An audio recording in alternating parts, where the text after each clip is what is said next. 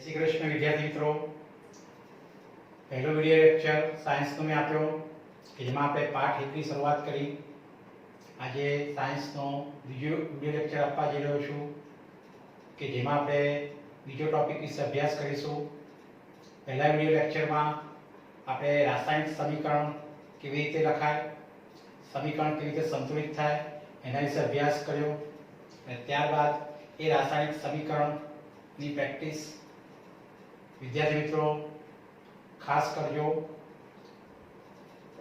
जे पण रासायनिक समीकरणों छे एने लखीने तैयार करजो, जेथी करीने तमने खूब ज सरळताथी ए आवडी जाय। हवे आजे आपणे एनो जे बीजो टॉपिक छे એટલે કે रासायनिक प्रक्रियाओना प्रकार विશે अभ्यास करीशुं અને એ रासायनिक प्रक्रियाओना अलग-अलग जे प्रकारो छे संयुगीकरण प्रक्रिया, विघटन प्रक्रिया, विस्थापन प्रक्रिया, द्विविस्थापन प्रक्रिया અને ऑक्सीडेशन रिडक्शन प्रक्रिया અને એના આધારે રેડોક્સ प्रक्रिया। આજે પાંચ એક પ્રકાર છે, એમાંથી આજે આપણે એ રાસાયણિક પ્રક્રિયાના પ્રકારમાં પહેલો પ્રકાર વિશે અભ્યાસ કરીશું। તો સવાલ તમને 2 માર્કમાં અથવા તો 3 માર્કમાં સવાલ પૂછે છે કે ભાઈ રાસાયણિક પ્રક્રિયાના પ્રકારમાં પહેલી પ્રક્રિયા છે સંયુગીકરણ પ્રક્રિયા। तो सवाल ए जे पूछे कि संयुगीकरण प्रक्रिया એટલે શું, ઉદાહરણ આપીને સમજાવો। આ રીતે 2 અથવા 3 માર્કનો સવાલ પૂછાય છે કે સંયુગીકરણ પ્રક્રિયા એટલે શું, ઉદાહરણ આપીને સમજાવો। તો આપણે વ્યાખ્યા લખવાની છે અને ત્યારબાદ તેના ઉદાહરણ આપવાના છે। તો ખૂબ જ અગત્યના આ સવાલો છે કે રાસાયણિક પ્રક્રિયાના પ્રકાર અને રાસાયણિક પ્રક્રિયાનો પહેલો પ્રકાર છે સંયુગીકરણ પ્રક્રિયા। તો વ્યાખ્યા આવશે કે જે રાસાયણિક પ્રક્રિયામાં બે કે બેથી વધુ પ્રક્રિયકો વચ્ચે, ખાસ ધ્યાન આપજો કે જે રાસાયણિક પ્રક્રિયામાં બે કે બેથી વધુ પ્રક્રિયકો વચ્ચે પ્રક્રિયા થઈ અને એક જ નિપજ બનતી હોય તો તેવી રાસાયણિક પ્રક્રિયાને સંયુગીકરણ પ્રક્રિયા કહે છે। આ એની વ્યાખ્યા છે। ફરી એકવાર કે સંયુગીકરણ પ્રક્રિયા કોને કહેવાય, તો જે રાસાયણિક પ્રક્રિયામાં બે કે બેથી વધુ પ્રક્રિયકો વચ્ચે પ્રક્રિયા થઈ અને એક જ નિપજ બનતી હોય તો તેવી રાસાયણિક પ્રક્રિયાને સંયુગીકરણ પ્રક્રિયા કહે છે। એટલે એનો અર્થ કે સંયુગીકરણ પ્રક્રિયામાં બે કે બેથી વધુ પ્રક્રિયકો, તેનું પહેલું ઉદાહરણ છે કે CaO એટલે કે કેલ્શિયમ ઓક્સાઇડ જેને કહેવાય છે, જેનું બીજું નામ છે કળી ચૂનો અથવા એને ક્વિક લાઇમ પણ કહેવાય છે। ખાસ ધ્યાન આપજો, તમને 1 માર્કમાં પૂછી શકે છે। તો કેલ્શિયમ ઓક્સાઇડ કે જેની પ્રક્રિયા આપણે કરવાની છે પાણી સાથે, તો એ બંને પ્રક્રિયા થઈને એક જ નિપજ બને છે CaOH જેને કહેવાય છે કેલ્શિયમ હાઇડ્રોક્સાઇડ અને એ પ્રક્રિયા દરમિયાન કેટલીક ઉષ્મા પણ ઉત્પન્ન થાય છે। તો આ ઉદાહરણ છે કે જેમાં આપણે વ્યાખ્યા પ્રમાણે જોઈએ કે બે કે બેથી વધુ પ્રક્રિયકો એટલે કે બે પ્રક્રિયકો છે અને બે પ્રક્રિયકો જે પ્રક્રિયા થઈ એક જ નિપજ બને છે, જેને કારણે આવી જે પ્રક્રિયાઓ થતી હોય એને આપણે સંયુગીકરણ પ્રક્રિયા કહીશું। તો ફરી એકવાર કે કેલ્શિયમ ઓક્સાઇડ એ જે ઘન સ્વરૂપમાં હોય છે, ખાસ લખવાનું છે અને એની પ્રક્રિયા આપણે પાણી સાથે કરીશું। તો પાણી આપણે શીખી ગયા કે પાણી કયા સ્વરૂપમાં હોય છે, તો જે લિક્વિડ એટલે કે આપણે L લખીશું। તો કેલ્શિયમ ઓક્સાઇડ અને પાણી આ બંને વચ્ચે પ્રક્રિયા થઈ અને કેલ્શિયમ હાઇડ્રોક્સાઇડ, જેના પણ અલગ અલગ નામ છે, લાઇમ વોટર કહેવાય છે, ફોડેલો ચૂનો કહેવાય અથવા તો એને ચૂનાનું નિતર્યું પાણી પણ કહે છે અને રાસાયણિક નામ છે કેલ્શિયમ હાઇડ્રોક્સાઇડ। સમીકરણ સંતુલિત ન હોય તો આપણે શીખી ગયા એ પ્રમાણે સમીકરણ સંતુલિત કરવું પડે, પણ આપેલું સમીકરણ શું છે, સંતુલિત છે, જેથી કહીને કહી શકાય કે ભઈ આપણે સમીકરણ સંતુલિત કરવાની જરૂર નથી। તો આ પહેલું ઉદાહરણ છે। વ્યાખ્યા ખૂબ જ અગત્યની છે કે બે કે બેથી વધુ પ્રક્રિયકો વચ્ચે પ્રક્રિયા થઈ અને એક જ જો નિપજ બનતી હોય તો આવી પ્રક્રિયાને આપણે સંયુગીકરણ પ્રક્રિયા કહીશું। એના બીજા પણ ઉદાહરણ છે કે કોલસાનું દહન અને પાણીનું નિર્માણ એ પણ એક સંયુગીકરણ પ્રક્રિયા છે। જ્યારે કોલસોનું જે નિર્માણ થતું હોય છે, કઈ રીતે કોલસાનું બનતું હોય છે, તો આપણે શીખી ગયા કે કાર્બન કે જેને હું હવાની હાજરીમાં દહન કરું, એટલે કે હવાની હાજરીમાં દહન માટે ઓક્સિજન જરૂરી છે, તો C વત્તા O2 શું બનશે, CO2 એટલે કે કાર્બન ડાયોક્સાઇડ બને છે। તો આ પણ એક સંયુગીકરણ પ્રક્રિયા કહેવાય કે જેમાં કોલસાનું આપણે દહન કરીએ, કોલસો એટલે કાર્બન કહેવાય કે કાર્બનનું હું દહન કરું એટલે કે હવાની હાજરીમાં એને ગરમ કરીશ તો કાર્બન ડાયોક્સાઇડ બનશે, કે જેમાં પણ બે પ્રક્રિયકો છે અને બે પ્રક્રિયકો જે પ્રક્રિયા થઈ એક જ નિપજ બને છે, જેને કારણે સંયુગીકરણ પ્રક્રિયા કહેવાય।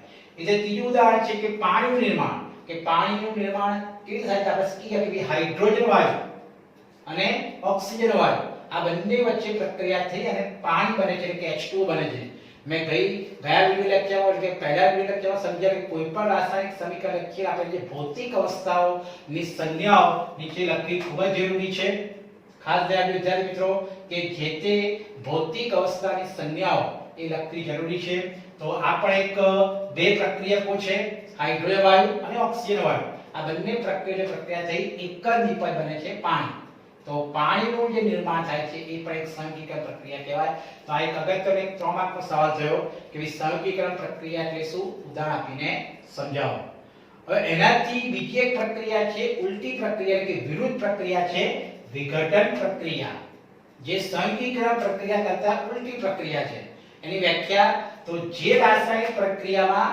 એક જ પ્રકારના પ્રક્રિયકમાંથી એકથી વધુ નિપજો બનતી હોય તો તેવી રાસાયણિક પ્રક્રિયાને વિઘટન પ્રક્રિયા કહીએ એટલે કે સંયોગીકરણ પ્રક્રિયાથી આ એક ઉલટી એટલે કે વિરુદ્ધ પ્રક્રિયા છે વિઘટન પ્રક્રિયા કે ફરી એકવાર કે જે રાસાયણિક પ્રક્રિયામાં એક જ પ્રકારના પ્રક્રિયકમાંથી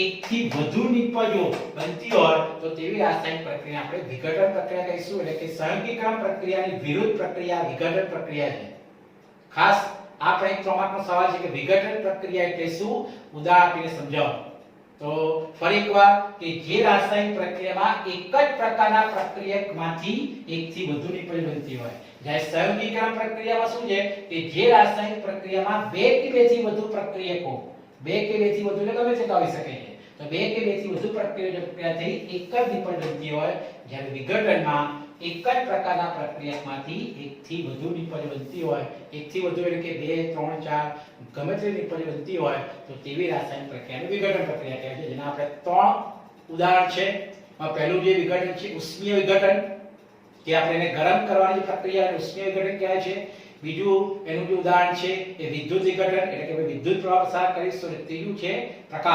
પ્રકાશની હાજરીમાં વિઘટન થાય પ્રકાશીય વિઘટન કહેવાય છે એટલે વિઘટન પ્રક્રિયાના 3 ઉદાહરણ છે ઉષ્મીય વિઘટન પ્રકાશીય વિઘટન અને વિદ્યુત વિઘટન માંથી પહેલું ઉદાહરણ આપણે શીખીશું ઉષ્મીય વિઘટન તો ઉષ્મીય વિઘટન કોને કહેવાય તો ઉષ્માની મદદથી કરવામાં આવતી વિઘટન પ્રક્રિયાને ઉષ્મીય વિઘટન કહે છે આપણે જે ગરમ કરવાની પ્રક્રિયા કરીશું ઉષ્માની મદદથી કરવામાં આવતી વિઘટન પ્રક્રિયાને ઉષ્મીય વિઘટન કહે છે ઉદાહરણ છે કે CaCO3 કેલ્શિયમ કાર્બોનેટ આ કેલ્શિયમ કાર્બોનેટ જેને આપણે ચૂનાનો પથ્થર પણ કહીએ છીએ જે ઘન સ્વરૂપમાં હોય છે અને આપણે ગરમ કરીએ આ ગરમીનો સંકેત છે તો કેલ્શિયમ કાર્બોનેટ ને ગરમ કરવાથી શું બને છે કઈ નિપજ બને છે તો calcium oxide plus carbon dioxide વાયુ ઉત્પન્ન થાય છે તો આ હતી ઉષ્મીય વિઘટન જેમાં આપણે વ્યાખ્યા પ્રમાણે અહીંયા આગળ જે એક જ પ્રક્રિયક છે અને એક જ પ્રક્રિયકમાંથી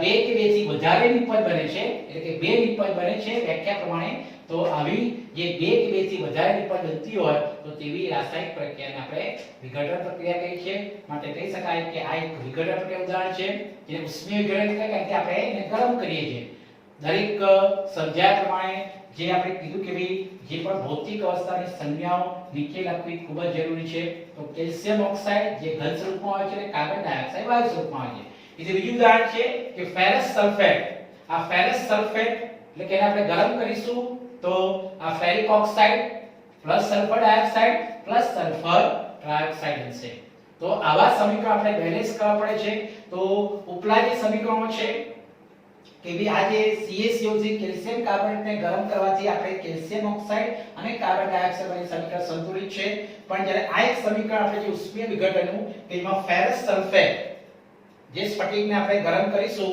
તો એ એમાંથી ferric oxide Fe2O3 plus sulphur dioxide plus sulphur trioxide એટલે કે 3 નિપજ બને છે એક જ પ્રક્રિયકને ગરમ કરવાથી માં 3 નિપજ બને છે અને વ્યાખ્યા આધારે કહી શકાય કે આ વિઘટન પ્રક્રિયા ઉદાહરણ છે આ સમીકરણ સંતુલિત કરવું પડે જોઈએ કે આપણે સમીકરણ સંતુલિત કઈ થાય શીખી ગયા કે પ્રક્રિયક અને નિપજ બંનેમાં આપણે પરમાણુની સંખ્યા સરખી હોવી જોઈએ તો જોઈએ આપણે કેવી ડાબી બાજુ Fe નો એક પરમાણુ છે તો અહીંયા પણ Fe ના બે પરમાણુ છે એનો અર્થ કે Fe ના બે પરમાણુ છે માટે જે તે આપણે સંખ્યા લખીએ છીએ એ અણુસૂત્રની આગળ લખાય છે એટલે બે આગળ લખીશું તો આ બે બધા રાખવું પડશે 2Fe થશે 2S થશે અને ઓક્સિજનના 4 દુ 8 તો એ 2Fe તો Fe ને 2 થઈ ગયા. જોઈએ હવે સલ્ફરના બે પરમાણુ તો સલ્ફરનો 1 અને 2 એટલે બે પરમાણુ થઈ ગયા અને ઓક્સિજન 4 to 8 ખાસ વિદ્યાર્થીઓ ધ્યાન આપજો કે ગુણાકાર કરવાનો છે. આગળ સંખ્યા લખો અને નીચે જે ઓક્સિજનના 4 પરમાણુ અને આગળ આપણે 2 લખીએ એટલે 4 to 8 ઓક્સિજનના પરમાણુ થયા પ્રક્રિયકમાં. તો નિપજમાં હવે 8 પરમાણુ થવા જોઈએ. તો અહીં આગળ 3 છે એટલે O3 એટલે 3 3 ને 2 5 5 ને 3 8 એટલે કે ભાઈ અહીંયા ખાલી બે લખવાથી સમીકરણ સંતુલિત થઈ જાય છે. એ રીતે આ જે પાણીનું જે નિર્માણ થાય છે જેમાં પણ આપણે સમીકરણ સંતુલિત જે કરવું જ પડે કે જેવી તમે સમીકરણ સંતુલિત કેવી બતાવ્યું છે. તો આ ખૂબ જ બે અગત્યની પ્રક્રિયાઓ છે. એમાં પહેલી પ્રક્રિયા છે સંયોગીકરણ પ્રક્રિયા અને બીજી પ્રક્રિયા છે વિઘટન પ્રક્રિયા. એકબીજાની વિરુદ્ધ પ્રક્રિયાઓ છે. તો વિઘટન પ્રક્રિયાનું આ એક પહેલું ઉદાહરણ તો ઉષ્મીય વિઘટન. એ છે પ્રકાશીય વિઘટન આવે છે અને વિદ્યુત વિઘટન આવે છે. એ આપણે જોઈએ. ચલો વિદ્યાર્થી મિત્રો, હવે આપણે જે વિઘટન પ્રક્રિયા શીખી ગયા એ વિઘટન પ્રક્રિયાના બીજા પણ ઉદાહરણ છે. સૌથી પહેલા આપણે વિઘટન પ્રક્રિયામાં ઉષ્મીય વિઘટન શીખી ગયા કે જેમાં આપણે કોઈ પણ પદાર્થને એટલે કે કોઈ પણ રાસાયણિક પદાર્થને આપણે ગરમ કરવાની પ્રક્રિયા આવે છે. ત્યાર પછી બીજો પ્રકાર આવે છે વિદ્યુત વિઘટનમાં આવે છે કે વિઘટન પ્રક્રિયાનો બીજો પ્રકાર છે વિદ્યુત વિઘટન. વિદ્યુત વિઘટન છે આપણે આગળ તમે શીખી ગયા છે કે પાણી H2O આ પાણીમાંથી મારે હું વિદ્યુત પ્રવાહ પસાર કરું તો મને બે વાયુ મળે છે જે આપણે આગળ તમે શીખી રહ્યા છે કે પાણીમાંથી આપણે વિદ્યુત વિભાજન કરીએ તો આપણને હાઇડ્રોજન વાયુ અને ઓક્સિજન વાયુ મળે છે. આપણે શીખી ગયા કે ઋણ ધ્રુવ પર આપણને હાઇડ્રોજન વાયુ મળે છે અને ધન ધ્રુવ પર આપણને ઓક્સિજન વાયુ મળે છે. આ પ્રકારની પ્રક્રિયા આપણે આગળ તમે શીખી રહ્યા છે. તો અહીંયા આગળ આપણે વ્યાખ્યા પ્રમાણે કે પ્રક્રિયકમાં એક જ રાસાયણિક પ્રક્રિયા જે આપણે કરીએ વિઘટન પ્રક્રિયામાં એક જ પ્રક્રિયક છે અને એક પ્રક્રિયકમાંથી જ્યારે આપણે વિઘટન એટલે કે વિદ્યુત પ્રવાહ પસાર કરવાથી આપણને આ બે નિપજ મળે છે. તો આ પ્રકારની પ્રક્રિયા કે જે વિઘટન પ્રક્રિયા છે જેને વિદ્યુત વિઘટન કહેવાય છે. અને આ જે વિદ્યુત વિઘટનથી આપણને જે બે વાયુ મળે છે હાઇડ્રોજન વાયુ અને ઓક્સિજન વાયુનું પદ્ધતિ પ્રમાણ 2:1 હોય છે એટલે કે હાઇડ્રોજન અને ઓક્સિજનનું પદ્ધતિ પ્રમાણ 2:1 હોય છે. હવે આ જે સમીકરણ છે આપણે સંતુલિત કરવું પડે. સમીકરણ સંતુલિત નથી જે આપણે શીખી ગયા કઈ સંતુલિત થાય તો પ્રક્રિયક અને નિપજ બંને બાજુ પરમાણુની સંખ્યા સરખી હોવી જોઈએ. તો જોઈએ કે અહીં હાઇડ્રોજનના બે પરમાણુ છે, નિપજમાં પણ હાઇડ્રોજનના બે પરમાણુ છે. હવે અહીંયા આગળ પ્રક્રિયકમાં ઓક્સિજન એક જ પરમાણુ છે તો નિપજમાં અહીંયા ઓક્સિજનના બે પરમાણુ છે.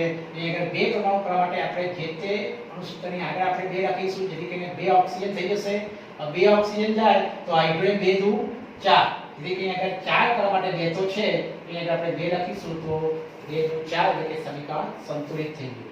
તો આ રીતે ખૂબ જ અગત્યની રાસાયણિક પ્રક્રિયા છે. તો બીજો પ્રકાર છે પ્રકાશીય વિઘટન. પ્રકાશીય વિઘટન એટલે કે સૂર્યપ્રકાશની હાજરીમાં થતી વિઘટન પ્રક્રિયા જેમાં આપણે કહી શકાય કે AgCl સિલ્વર બ્રોમાઇડ નું સૂત્ર છે AgCl.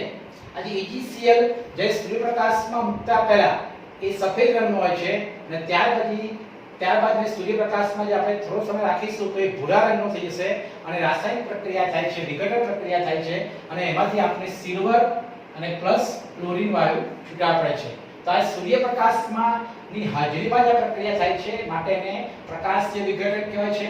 તો સિલ્વર બ્રોમાઇડ કે જે સફેદ રંગનું હોય છે કે જેનું સૂર્યપ્રકાશની હાજરીમાં વિઘટન થઈ અને સિલ્વર અને આપણને ક્લોરીન વાયુ છૂટા પડે છે. આ પણ સમીકરણ સંતુલિત છે અને સમીકરણ સંતુલિત છે ને માટે આપણે સમીકરણ સંતુલિત કરવું પડશે. Cl ના બે પરમાણુ છે, અહીં આગળ Cl નું એક જ પરમાણુ છે જેથી આગળ આપણે બે લખીશું તો આગળ આપણે બે લખીશું એટલે Cl 2 થઈ ગયા, Ag 2 થશે. Ag એક જ છે એટલે આપણે બે પરમાણુ Ag ના લખીશું તો આ સમીકરણ સંતુલિત થઈ ગયું. એથી બીજું એક સમીકરણ છે સિલ્વર બ્રોમાઇડ AgBr કે જેને પણ સૂર્યપ્રકાશની હાજરીમાં આપણે રાખીશું તો એમાંથી સિલ્વર અને બ્રોમિન આ રીતે આપણે નિપજ મળે છે. એટલે એક પ્રક્રિયકમાંથી બે કે બેથી વધુ નિપજ મળે છે અને માટે એને આપણે વિઘટન પ્રક્રિયા કહીશું. અને સૂર્યપ્રકાશની હાજરીમાં આ વિઘટન થાય છે માટે આપણે પ્રકાશીય વિઘટન કહીશું. તો આ પણ અગત્યનું ઉદાહરણ છે કે સિલ્વર બ્રોમાઇડ નું આપણે વિઘટન કરવાથી મને સિલ્વર અને બ્રોમિન મળે છે. સમીકરણ સંતુલિત નથી કરવું પડશે આપણે. અહીં Br ના બે પરમાણુ છે, બ્રોમિનના એક જ પરમાણુ છે તો આગળ આપણે બે લખીશું. આગળ બે લખીશું તો Ag ના પણ બે થઈ ગયા અને બ્રોમિન ના પણ બે થઈ ગયા. તો Ag એટલે સિલ્વર ના બે થઈ ગયા એટલે એક જ છે એટલે આપણે બે લખીશું સમીકરણ સંતુલિત થઈ જાય. તો વિઘટન પ્રક્રિયાઓ કે જેના અગત્યના ત્રણ ઉદાહરણ છે ઉષ્મીય વિઘટન, ત્યારબાદ આપણે કહી શકાય કે ભઈ આ વિદ્યુત વિઘટન અને ત્યારબાદ પ્રકાશીય વિઘટન. હવે ખૂબ જ અગત્યનો ટૂંકો સવાલ છે કે આજે AgCl એટલે કે સિલ્વર બ્રોમાઇડ અને AgPr એટલે કે સિલ્વર ક્લોરાઇડ અને સિલ્વર બ્રોમાઇડ. AgCl મીન્સ કે સિલ્વર ક્લોરાઇડ અને સિલ્વર બ્રોમાઇડ કે જેનો ઉપયોગ બ્લેક એન્ડ વ્હાઇટ ફોટોગ્રાફીમાં ખાસ બ્લેક એન્ડ વ્હાઇટ ફોટોગ્રાફીમાં આ પ્રકારના પદાર્થનો ઉપયોગ થાય છે. સિલ્વર ક્લોરાઇડ AgCl અને સિલ્વર બ્રોમાઇડ એટલે કે AgPr કે જેનો આપણે જે બ્લેક એન્ડ વ્હાઇટ ફોટોગ્રાફીમાં આ પ્રકારના પદાર્થનો ઉપયોગ થાય છે. તો આ ખૂબ જ બે આપણે પ્રક્રિયા શીખ્યા, સહગીકરણ પ્રક્રિયા અને વિઘટન પ્રક્રિયા. ત્યારબાદ એના પર આજે એક સવાલ આવે છે કે ઉષ્માક્ષેપક અને ઉષ્માશોષક પ્રક્રિયા કોને કહેવાય? ઉદાહરણ આપીને સમજાવો. ઉષ્માક્ષેપક પ્રક્રિયા અને ઉષ્માશોષક પ્રક્રિયા. તો ઉષ્માક્ષેપક પ્રક્રિયાની વ્યાખ્યા શું હશે કે જે રાસાયણિક પ્રક્રિયામાં નિપજના નિર્માણ સાથે ઉષ્મા ઉત્પન્ન થતી હોય, ઉષ્માક્ષેપક એટલે કે ઉષ્મા ઉત્પન્ન થાય.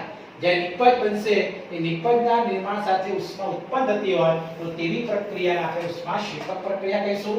ફરી એકવાર કે જે રાસાયણિક પ્રક્રિયામાં નિપજના નિર્માણની સાથે ઉષ્મા ઉત્પન્ન થતી હોય, જ્યારે નિપજ બનશે ને નિપજના નિર્માણ સાથે ઉષ્મા ઉત્પન્ન થાય, ઉષ્મા મુક્ત થાય, ઉષ્મા છૂટી પડે તો એવી પ્રકારની રાસાયણિક પ્રક્રિયાને ઉષ્માક્ષેપક પ્રક્રિયા કહીશું. ઉદાહરણ તરીકે આપણે શીખી ગયા કે કુદરતી વાયુ દહન.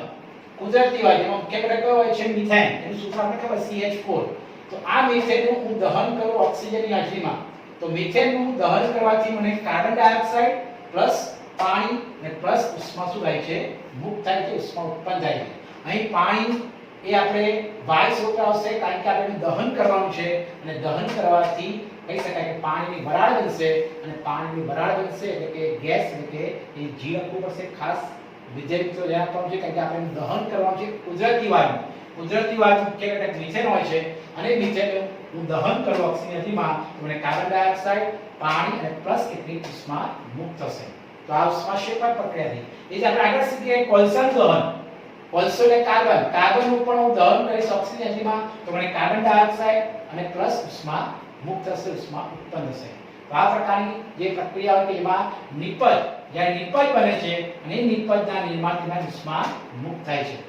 બીજી અગત્યની પ્રક્રિયા શ્વસનની પ્રક્રિયા. આ શ્વસનની પ્રક્રિયા પણ ઉષ્માક્ષેપક પ્રક્રિયા છે. અગત્યનો સવાલ છે કે આપણે જ્યારે કોઈ કાર્બોદિત પદાર્થ જેમ કે ભાત છે, બ્રેડ છે, બટાટા છે, આવા કાર્બોદિત પદાર્થનું આપણે જ્યારે ખોરાક તરીકે લઈએ છીએ કે જેમાંથી આપણને કહી શકાય કે આપણા શરીરમાં એ કાર્બોદિત પદાર્થ એ ઓક્સિજન સાથે સંયોજાઈ અને કહી શકાય કે ગ્લુકોઝ બનાવે છે. એ ગ્લુકોઝ જ્યારે આપણે કાર્બોદિત પદાર્થ કહીએ છીએ ત્યારે એ કાર્બોદિત પદાર્થ જે ગ્લુકોઝ જે ઓક્સિજન સાથે સંયોજાય છે અને ઓક્સિજન સાથે સંયોજાય અને કાર્બન ડાયોક્સાઇડ, પાણી અને કેટલીક આપણને ઉષ્મા આપે છે. એટલે કે આપણા શરીરમાં કહી શકાય કે શ્વસન પણ એક ઉષ્માક્ષેપક પ્રક્રિયા જેમાં ગ્લુકોઝનું દહન થાય છે અને એ ગ્લુકોઝનું આપણે કહી શકાય કે આપણી દહન થવાથી ઓક્સિજનમાં દહન થવાથી કાર્બન ડાયોક્સાઇડ, પાણી અને કેટલીક આપણને ઉષ્મા મળે છે કે જે આપણે કહી શકાય કે શ્વસન પણ એક ઉષ્માક્ષેપક પ્રક્રિયા છે.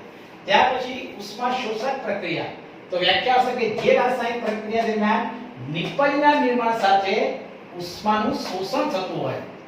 ઉષ્માક્ષેપકમાં કહી શકાય કે ઉષ્મા મુક્ત થાય, જ્યારે ઉષ્માશોષકમાં નિપજના નિર્માણ દરમિયાન ઉષ્માનું શોષણ થતું હોય તો તેવી રાસાયણિક પ્રક્રિયાને ઉષ્માશોષક પ્રક્રિયા કહેવાય. જેના ઉદાહરણ ઉપર આપેલા છે કે સૂર્યપ્રકાશની હાજરીમાં જે આપણે કહી શકાય કે જે સૂર્યપ્રકાશની હાજરીમાં સિલ્વર ક્લોરાઇડ જે પ્રક્રિયા છે એ ઉષ્મા કહી શકાય શોષક કહેવાય. કે ભાઈ સિલ્વર ક્લોરાઇડનું સૂર્યપ્રકાશની હાજરીમાં વિઘટન થઈ સિલ્વર અને ક્લોરીન બને છે. તે સિલ્વર બ્રોમાઇડનું પણ સૂર્યપ્રકાશની હાજરીમાં વિઘટન થઈ અને સિલ્વર અને બ્રોમિન મળે છે કે જે કહી શકાય કે એમાં સૂર્યપ્રકાશનું શોષણ થાય છે અને પરિણામે ઉષ્મા શોષક પ્રક્રિયાનું ઉદાહરણ કહી શકાય છે. તો આ રીતે વિદ્યાર્થી મિત્રો ખૂબ જ અગત્યના સવાલ છે. આ વિઘટન પ્રક્રિયા, સહગીકરણ પ્રક્રિયા એના પર આધારિત ઉષ્માક્ષેપક અને ઉષ્માશોષક પ્રક્રિયા.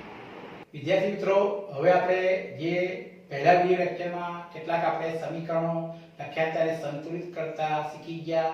ફરી એકવાર આવા સમીકરણ આપણે દરેક વિડિયો લેક્ચરમાં લઈશું જેથી કરીને તમે એની ખૂબ જ સારી પ્રેક્ટિસ કરી શકો. તો નીચેના વિધાનને રાસાયણિક સમીકરણમાં રૂપાંતરિત કરો, ત્યારબાદ તેને સંતુલિત કરો. તમને આવા 2 માર્કમાં પૂછી શકે. તમને આપશે કે ભાઈ હાઇડ્રોજન વાયુ નાઇટ્રોજન વાયુ સાથે સંયોજાઈ એમોનિયા બનાવે છે. આ રીતનું તમને વિધાન આપ્યું હશે, એના પરથી તમારે એનું રાસાયણિક સમીકરણ લખવાનું છે, ત્યારબાદ એને સંતુલિત કરવાનું છે. તો શીખી ગયા કે હાઇડ્રોજન વાયુ એટલે આપણે H2 હોય છે, જે વાયુ એટલે એ નીચે સંજ્ઞા ખાસ લખવાની છે, અને એ નાઇટ્રોજન વાયુ એટલે કે N2 જેની સાથે પ્રક્રિયા શું બને છે એમોનિયા વાયુ એટલે કે NH3. આ એમોનિયા વાયુનું અણુસૂત્ર છે NH3. આ રીતે સમીકરણ લખવાનું છે. તમને જે વિધાન આપેલા પરથી ત્યાં તેને સંતુલિત કરવાનું છે. સંતુલિત કઈ થાય શીખી ગયા આપણે કે પ્રક્રિયા કરી નિપજ બંને બાજુ પરમાણુની સંખ્યા આપણે સરખી રાખવાની છે. તો જોઈએ કે એક હાઇડ્રોજન કેટલા પરમાણુ છે 3 છે, અહીંયા હાઇડ્રોજન કેટલા પરમાણુ છે 2 છે, એટલે કે ભાઈ સમીકરણ સંતુલિત નથી. એ જ રીતે નાઇટ્રોજનના 2 પરમાણુ છે, અહીંયા આગળ એક જ છે, તો અહીંયા આગળ પ્રક્રિયકમાં 2 પરમાણુ છે, તો અહીંયા આપણે 2 પરમાણુ કરવા માટે આગળ 2 લખીશું, એટલે કે નાઇટ્રોજનના 2 પરમાણુ થઈ જશે, હાઇડ્રોજનના 2 તરી 6, ત્યાં આગળ 2 છે તો 6 લા માટે ને 3 વડે ગુણીશું એટલે સમીકરણ શું થઈ ગયું આપણું સંતુલિત થઈ ગયું. તો આ રીતે તમને જે વિધાન આપ્યું એટલે સમીકરણ લખવાનું અને તેમાં સંતુલિત કરવાનું. એટલે બીજું એક વિધાન છે કે પોટેશિયમ ધાતુ પાણી સાથે પ્રક્રિયા કરીને પોટેશિયમ હાઇડ્રોક્સાઇડ અને હાઇડ્રોજન વાયુ આપે છે. આવું તમને વિધાન આપશે, એના પરથી આપણે સમીકરણ લખવાનું છે કે પોટેશિયમ ધાતુ, તો પોટેશિયમ ની સંજ્ઞા K હોય છે અને ધાતુ જે માટે ઘન સ્વરૂપમાં હોય, પાણી એટલે H2O કે જે પ્રવાહી સ્વરૂપ એટલે કે L આવશે. તો આ બંને વચ્ચે પ્રક્રિયા થઈ શું બને છે પોટેશિયમ હાઇડ્રોક્સાઇડ નું સૂત્ર છે KOH. KOH એટલે પોટેશિયમ હાઇડ્રોક્સાઇડ, પાણીમાં દ્રાવણ બને એટલે aqueous આવશે, અને ત્યાર પછી હાઇડ્રોજન વાયુ ઉત્પન્ન થાય છે એટલે H2. સમીકરણ સંતુલિત કરવું પડશે. જોઈએ કે ભાઈ જે નિપજ છે એમાં હાઇડ્રોજનના 2 ને 3 પરમાણુ છે, અહીંયા હાઇડ્રોજનના 2 પરમાણુ છે, એનો કે બેકી સંખ્યા કરવા માટે આપણે આ જે KOH ની આગળ 2 લખીશું, જેથી કરીને અહીંયા આગળ આપણે હાઇડ્રોજનના 2 2 4 પરમાણુ થશે. હવે આ જે 2 લખ્યા એટલે 2 K થશે, 2 O થશે અને 2 H થશે, અને માટે જે નિપજ છે એ નિપજમાં 2 પોટેશિયમના પરમાણુ છે, એક જ છે એટલે 2 લખવા પડશે. ત્યાર પછી જોઈએ કે ઓક્સિજન, તો ઓક્સિજન પણ 2 છે, અહીંયા આગળ એક જ છે કે આગળ 2 લખવા પડશે, ઓક્સિજન પણ 2 થઈ ગયા, અને ત્યાર પછી ગુણાકાર થશે 2 દુ 4, અહીંયા આગળ પણ 2 અને 2 4, અહીંયા આગળ 2 લખવા પડશે, જેથી કરીને સમીકરણ આપણે પ્રમાણે સંતુલિત કરવું પડશે. તો આ રીતે સમીકરણ લખ્યા પછી સંતુલિત કરવું પડશે. ત્રીજું એક છે કે હાઇડ્રોજન સલ્ફાઇડ વાયુ નું હવામાં ભળીને સલ્ફર ડાયોક્સાઇડ અને પાણી આપે છે. આ એક વિધાન આપ્યું હોય એના પરથી આપણે સમીકરણ લખવાનું છે કે હાઇડ્રોજન સલ્ફાઇડ વાયુ નું સૂત્ર છે H2S, અને વાયુ છે માટે G આવશે. એનું આપણે હવામાં બાળીને બળીને કે દહન કરતા કોની હાજરીમાં થાય ઓક્સિજન માટે O2 લખીશું, અને ત્યારબાદ બને છે સલ્ફર ડાયોક્સાઇડ અને પાણી આપે છે કે સલ્ફર ડાયોક્સાઇડ જે વાયુ સ્વરૂપે છે અને પાણી આપણે પ્રવાહી સ્વરૂપે હોય. સમીકરણ બેલેન્સ કરવું પડશે.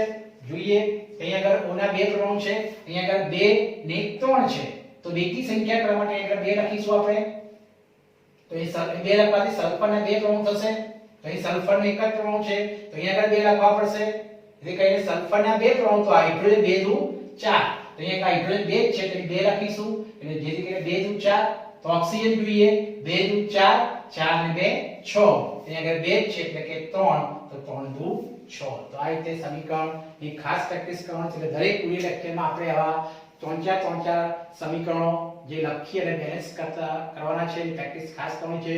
તો વિદ્યાર્થી મિત્રો તમને આ જે વિડિયો લેક્ચરમાં ખૂબ જ સારી સમજ પડી હશે. ખૂબ જ આપણે અગત્યના સવાલ અહીં ચલાયા છે, વિઘટન પ્રક્રિયા, સંઘીકરણ પ્રક્રિયા કે એકબીજાની વિરુદ્ધ પ્રક્રિયાઓ છે, એના પર આધારિત ઉદાહરણો, ત્યારબાદ ઉષ્માક્ષેપક અને ઉષ્માશોષક. આશા રાખું છું કે આ વિડિયો તમને ખૂબ જ ગમશે. આ બધા સવાલો ખાસ વિદ્યાર્થી મિત્રો લખીને તૈયાર કરો, ધ્યાનથી પેલા મોઢે કરો, સમજો, અને ત્યારબાદ એને લખી અને તૈયાર કરો, જેથી કરીને તમને ખૂબ જ સારી રીતે આવશે. આ વિડિયો લેક્ચરને ખાસ કરીને લાઈક અને સબસ્ક્રાઇબ ખાસ કરો. જય શ્રી કૃષ્ણ.